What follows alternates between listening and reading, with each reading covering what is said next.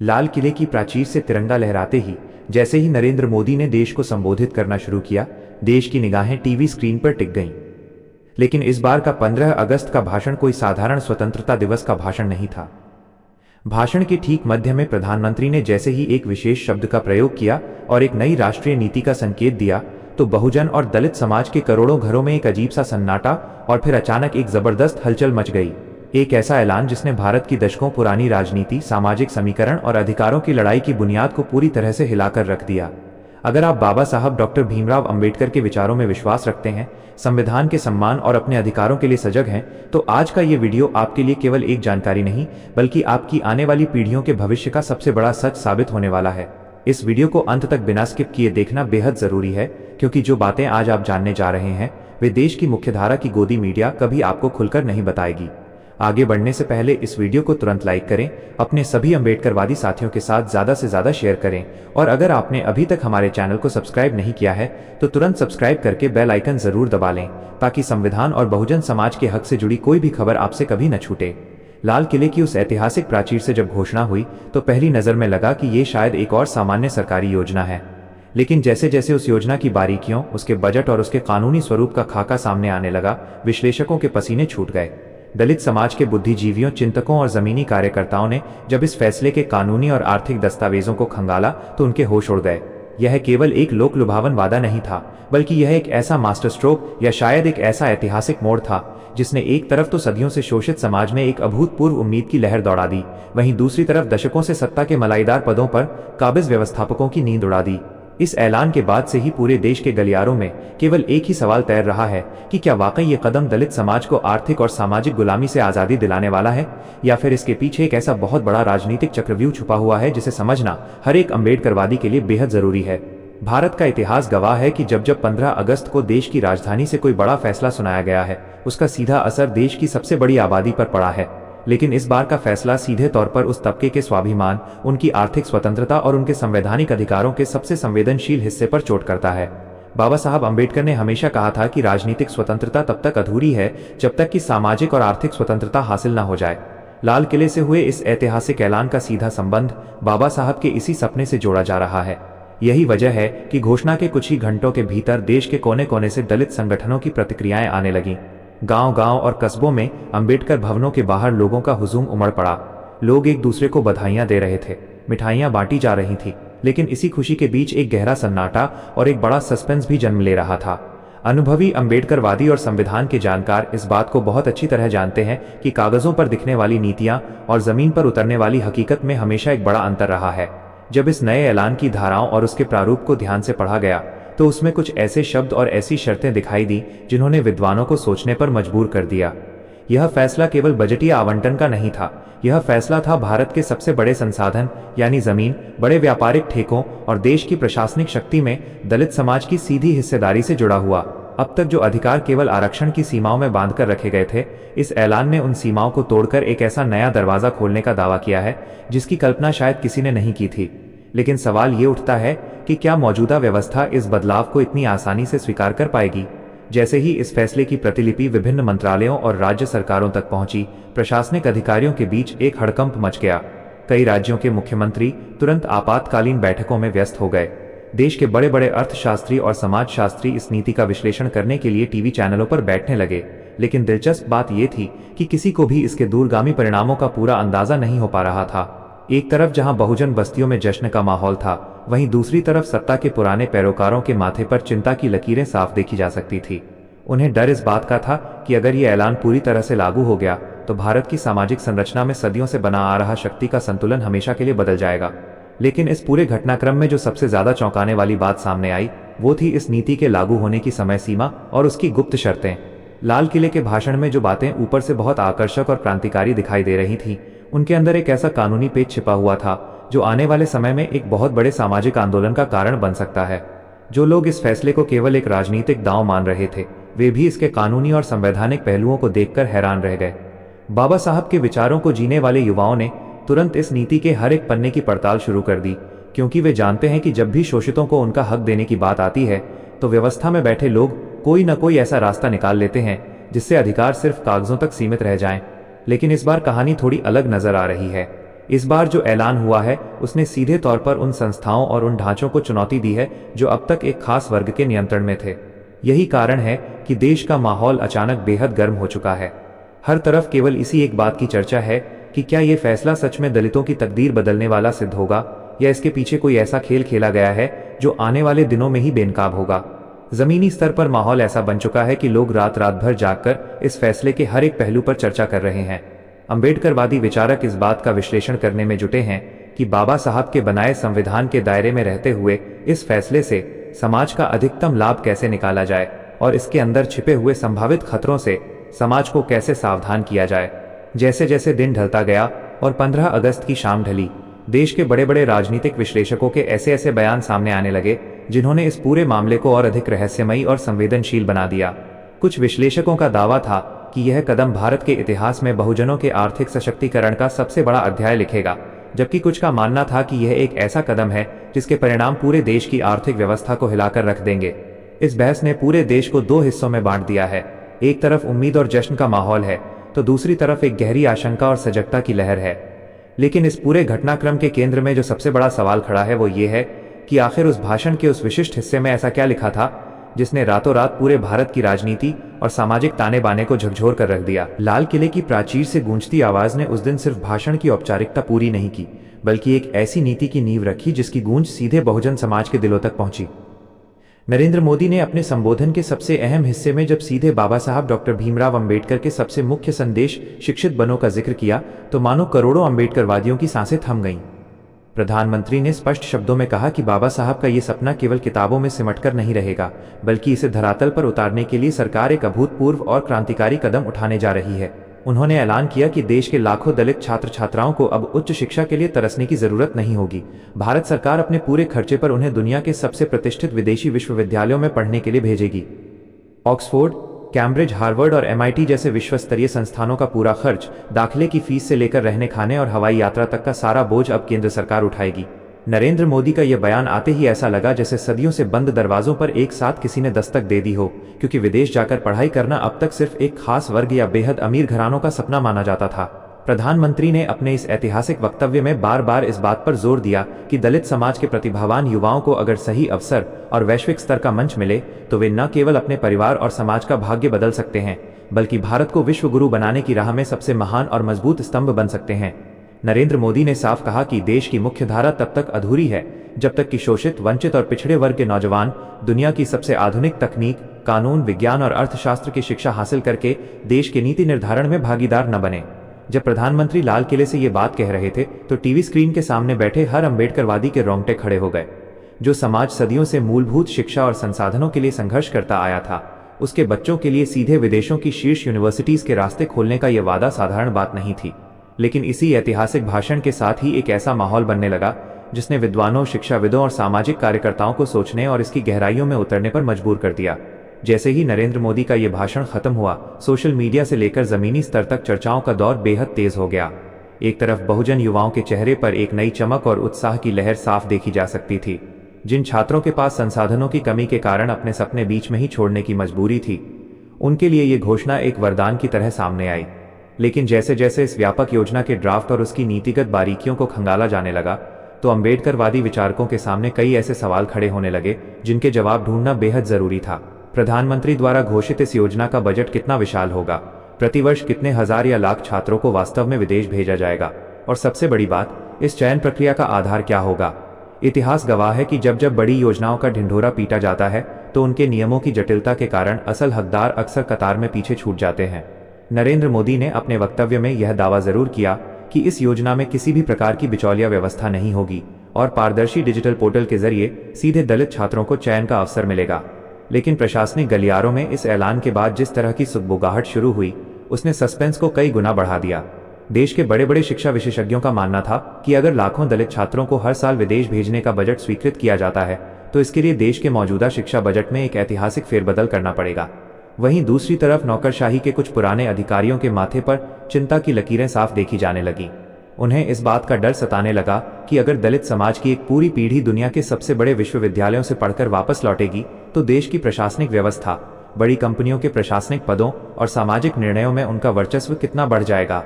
बाबा साहब के शिक्षित बनो के नारे को सीधे वैश्विक स्तर से जोड़कर नरेंद्र मोदी ने राजनीति की बिसात पर एक ऐसा पासा फेंका था जिसने उनके विरोधियों को भी निरुत्तर कर दिया था।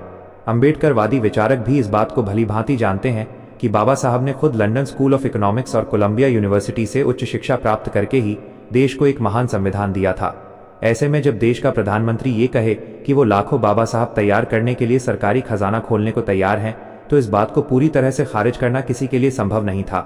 लेकिन यही वो मोड़ था जहां से एक बहुत बड़ा संशय जन्म ले रहा था। क्या ये केवल भाषण का एक बेहद प्रभावशाली हिस्सा था या सरकार ने इसके लिए वास्तव में मंत्रालयों को कड़े निर्देश जारी कर दिए थे? घोषणा के अगले ही दिन विदेश मंत्रालय और सामाजिक न्याय मंत्रालय के बीच बैठकों का एक दौर शुरू हो गया। सूत्रों से छनकर जो खबरें बाहर आने लगी, उन्होंने इस पूरे मामले को और भी ज्यादा रोमांचक बना दिया। बताया गया कि इस योजना के तहत उन दलित छात्रों को प्राथमिकता दी जाएगी जो कानून, एआई, मेडिकल साइंस और ग्लोबल इकोनॉमिक्स जैसे विषयों में दुनिया के टॉप 100 कॉलेजों में दाखिला हासिल करेंगे।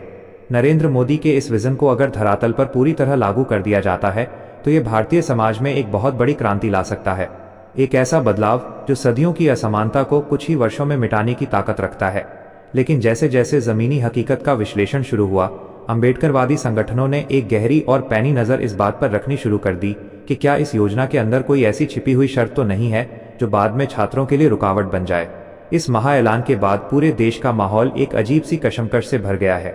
एक तरफ जहां दलित बस्तियों और हॉस्टलों में इस बात पर बहस छिड़ गई है कि आवेदन कब से शुरू होंगे, वहीं दूसरी तरफ बुद्धिजीवी वर्ग यह समझने की कोशिश कर रहा है कि भारत की मुख्यधारा का यह महान रास्ता वास्तव में किस दिशा में जाता है। प्रधानमंत्री नरेंद्र मोदी ने लाल किले से जो बीज बोया था, वो अब एक ऐसा विशाल वृक्ष बनने की ओर बढ़ रहा था जिसकी छाया में पूरा बहुजन समाज अपने अधिकारों और स्वाभिमान की नई इमारत खड़ी देख रहा था। लेकिन असली सवाल अभी भी अपनी जगह कायम था कि क्या सरकारी मशीनरी इस इतने बड़े और साहसिक फैसले को उसी नियत और तेजी से लागू कर पाएगी जैसी मंशा लाल किले के मंच से जताई गई थी, या फिर प्रशासनिक लालफीताशाही इस सपने के आड़े आ जाएगी। लाल किले की उस ऐतिहासिक प्राचीर से जब नरेंद्र मोदी ने अपने भाषण के इस तीसरे और सबसे संवेदनशील हिस्से को पढ़ना शुरू किया तो पूरे देश का सामाजिक ताना बाना एक नए मोड़ पर आकर खड़ा हो गया। प्रधानमंत्री ने बिना किसी लाग लपेट के भारत के इतिहास के उस काले अध्याय को छुआ जिस पर बात करने से अक्सर मुख्यधारा की राजनीति बचती आई है। नरेंद्र मोदी ने स्पष्ट और कड़े शब्दों में ये स्वीकार किया कि भारत के इतिहास में सदियों तक दलित और बहुजन समाज के साथ गहरा भेदभाव हुआ है। उन्हें सार्वजनिक स्थलों, मंदिरों, जलाशयों और ज्ञान के केंद्रों से दूर रखा गया, उनका तिरस्कार किया गया और उनकी योग्यता को व्यवस्था की जंजीरों में जकड़कर रखा गया। प्रधानमंत्री ने कहा कि ऐतिहासिक रूप से हुए इस अन्याय और सामाजिक बेदखली को अब बदला जाएगा और इसके लिए भारत सरकार बहुजन समाज के महान नायकों और प्रतीकों की स्मृति में देश भर में 5 भव्य महातीर्थों का निर्माण कराने जा रही है। यह केवल ईंट पत्थर की इमारतें नहीं होंगी, बल्कि ये 5 महातीर्थ ऐसे भव्य और दिव्य स्थल होंगे जहां जाकर बहुजन समाज का हर व्यक्ति अपने गौरवशाली इतिहास, अपनी मूल जड़ों और अपने महान पूर्वजों के संघर्ष को याद करके गर्व महसूस कर सकेगा। नरेंद्र मोदी की इस ऐतिहासिक स्वीकारोक्ति ने पूरे देश के राजनीतिक और सामाजिक माहौल में एक बहुत बड़ा धमाका कर दिया। एक देश के प्रधानमंत्री द्वारा लाल किले जैसे मंच से सार्वजनिक रूप से दलित समाज के साथ हुए ऐतिहासिक अन्याय को स्वीकार करना और फिर उसके प्रायश्चित व सम्मान के रूप में 5 विशाल महातीर्थों के निर्माण का ऐलान करना, यह कोई साधारण घटना नहीं थी।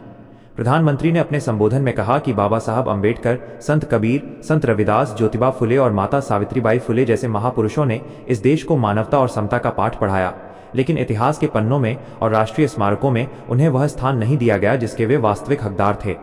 नरेंद्र मोदी ने वादा किया कि केंद्र सरकार सैकड़ों एकड़ जमीन और हजारों करोड़ रुपए के बजट से इन 5 महातीर्थों को दुनिया के सबसे आधुनिक और भव्य सांस्कृतिक केंद्रों के रूप में विकसित करेगी। इन स्थलों पर विशाल संग्रहालय, अंतर्राष्ट्रीय अनुसंधान केंद्र और ऐसी डिजिटल गैलरी बनाई जाएंगी जहां बहुजन समाज का इतिहास अपनी पूरी भव्यता के साथ जीवंत हो उठेगा। जब टीवी स्क्रीन पर नरेंद्र मोदी का यह बयान प्रसारित हो रहा था तो लाखों अम्बेडकरवादी और बहुजन समर्थक अपने आंसुओं और गर्व के एहसास को रोक नहीं पाए।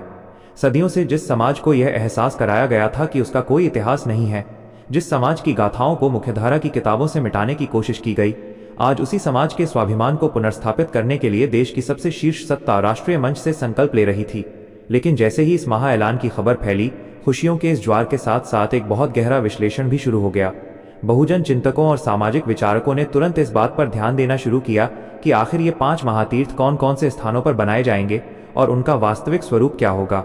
क्या ये फैसला वास्तव में दलित समाज की खोई हुई गरिमा और सामाजिक पहचान को वापस दिलाने की एक सच्ची और ईमानदार कोशिश है, या फिर इसके पीछे कोई ऐसा सांस्कृतिक और राजनीतिक समीकरण काम कर रहा है जिसे बारीकी से समझना हर एक सजग नागरिक के लिए जरूरी है।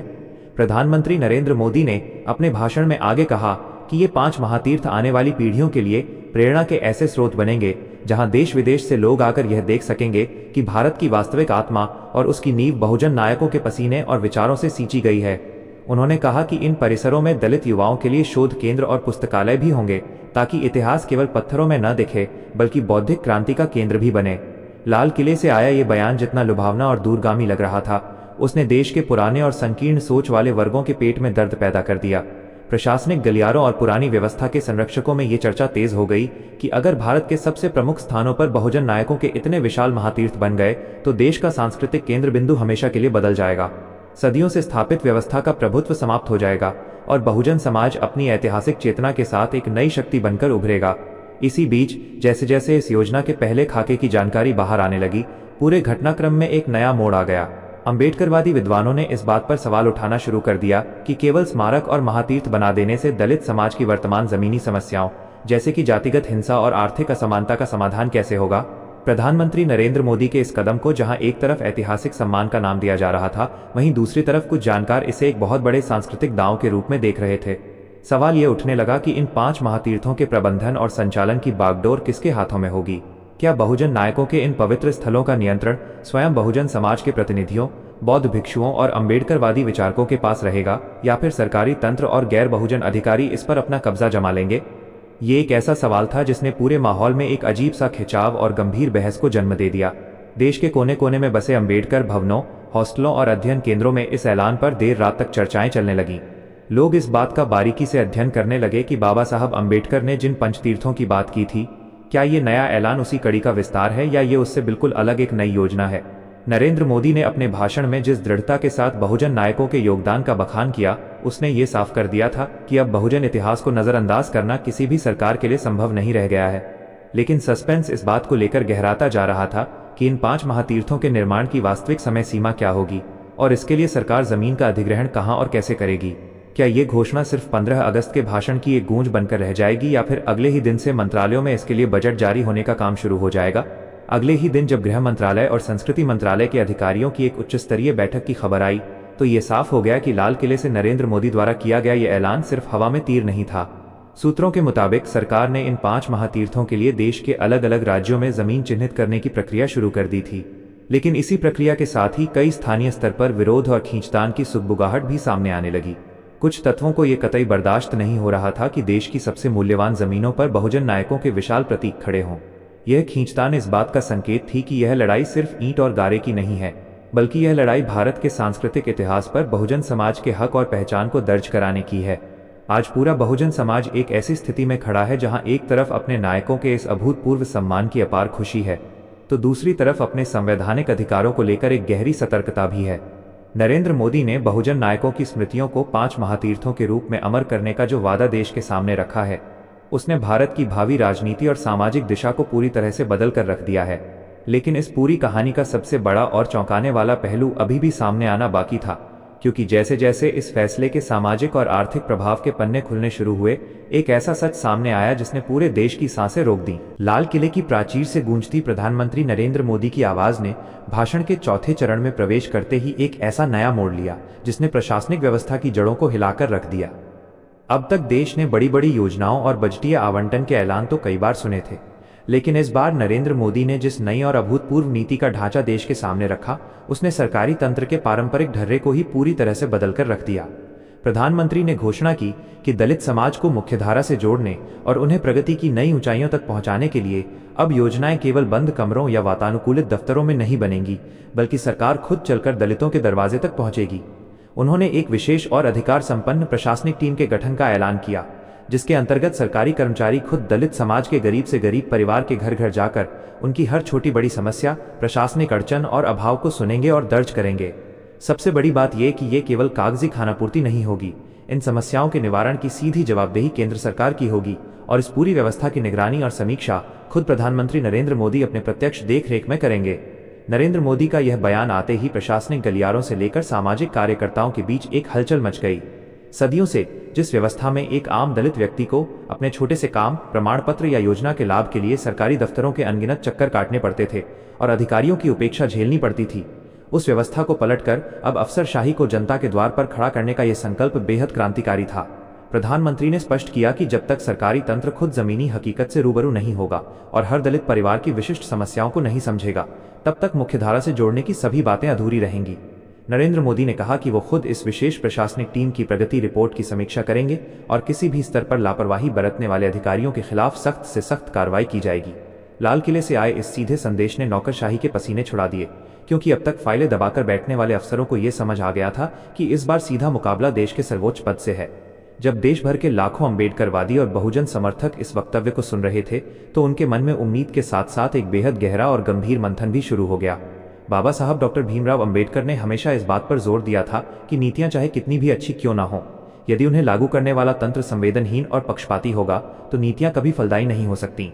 ऐसे में जब नरेंद्र मोदी ने खुद इस पूरी प्रक्रिया की कमान अपने हाथों में लेने और हर दलित परिवार तक प्रशासनिक पहुंच सुनिश्चित करने की घोषणा की, तो यह बात हर उस व्यक्ति को सोचने पर मजबूर कर गई जो जमीनी हकीकत को करीब से जानता है।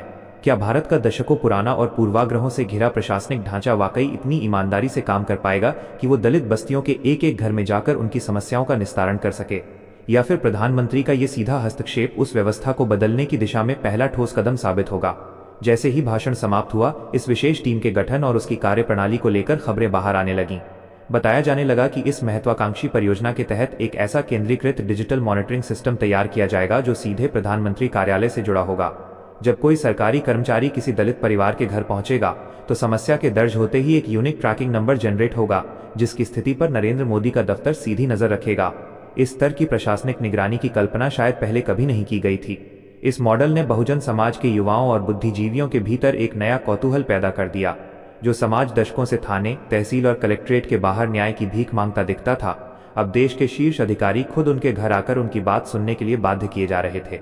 लेकिन जैसे जैसे इस नीति की गहराई और इसके संभावित असर पर विश्लेषकों ने काम करना शुरू किया, माहौल में एक नया तनाव और सस्पेंस दिखने लगा। जमीनी स्तर पर काम करने वाले अम्बेडकरवादी चिंतकों ने यह सवाल उठाना शुरू कर दिया कि जब सरकारी कर्मचारी दलितों के घरों तक पहुंचेंगे, तो क्या वे केवल कागजी दस्तावेज बनाएंगे या वास्तव में जमीन पर हो रहे सामाजिक और आर्थिक उत्पीड़न को दूर करने की शक्ति भी उनके पास होगी? नरेंद्र मोदी द्वारा खुद इस मिशन का नेतृत्व करने की बात ने राजनीतिक पंडितों के गणित को भी बिगाड़ दिया।